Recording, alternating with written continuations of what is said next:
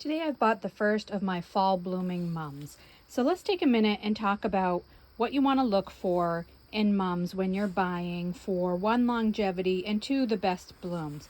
So this one here is actually a little more open than I would have liked, but I wanted the color and it had a nice shape, so I went with it. This one is actually what I'm ideally looking for when I buy my mums. You know, a lot of us are going for the brightest color, biggest blooms, but this isn't actually going to give us the longest bloom time because it's already so open and started.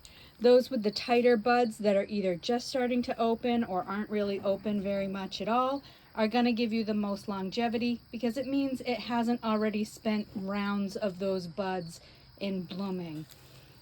Moving over to this one, you know, like I said, this was the best in this color variety, the most closed, and the best combination of shape.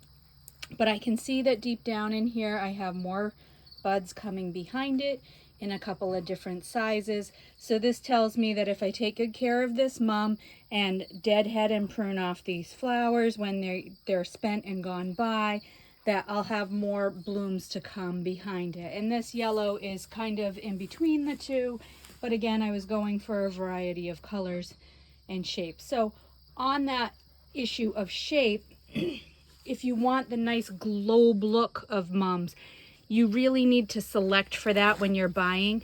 These in the store were a little bit crowded, so I do expect that some of these will drop a little now that I've got them more spaced out and I'm giving them the room to expand.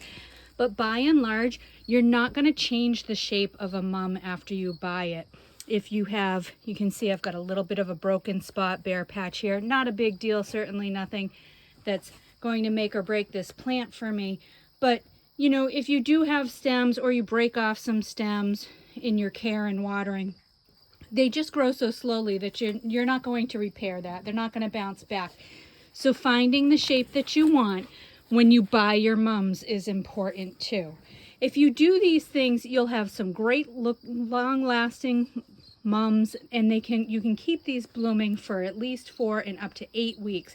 But it does require a little care, and especially deadheading. One, if you're not deadheading your blooms off when they're brown, the flowers just look pretty sickly. They're just not nice.